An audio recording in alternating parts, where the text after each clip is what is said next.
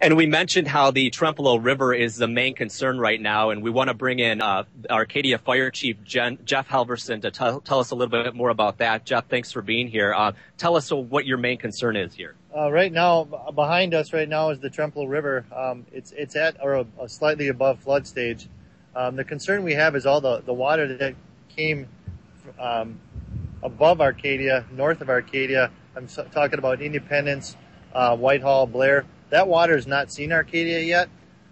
With the height that it is right now, it's a main concern of ours. I know that some of the roads are shut down in the Whitehall area, so that water's got to come through Arcadia to get down south. Yeah, we drove through the downtown area, and a lot of the water has receded in the immediate downtown area. But you said if this Trempealeau River overflows its banks, we're in trouble here. Yeah, it's going to be a major concern because the river is such a long area and so massive that if it does breach its banks, there's really not a lot we can do. We're going to try to save as much property as we can. We've pre-planned a lot. We've got hundreds and hundreds of sandbags ready to go, ready to be placed on trucks, ready to be delivered at a moment's notice.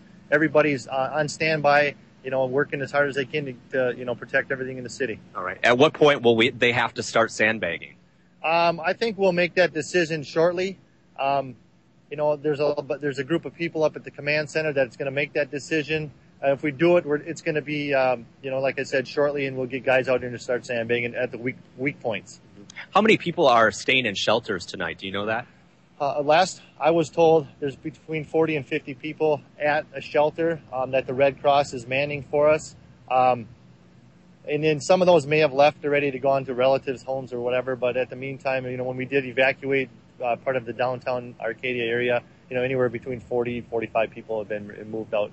Yeah. I know we've had some concern from people up in Independence that maybe that a dike had failed, but that is not true. No. The report came in that their dam failed and that we were going to be under a tremendous amount of water fast, but that's not true. They do relieve some of the pressure off their water by removing planks, and that's all they had done, and that's a normal thing for that to happen. All right, Jeff, thanks very much for your time. We appreciate it, and good luck tonight. And it is surely going to be a long night here in the city of Arcadia. Lisa, back to you.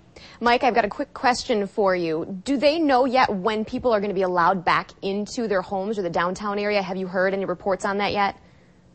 We haven't heard any reports of when people will be allowed back in their homes. It all depends on how this Trempealeau River behaves tonight. If it stays within its banks, there's a possibility maybe tomorrow. But if it overflows its banks, it's probably going to be quite a long time. All right. It's all up to Mother Nature. Thank you so much, Mike, for that live report.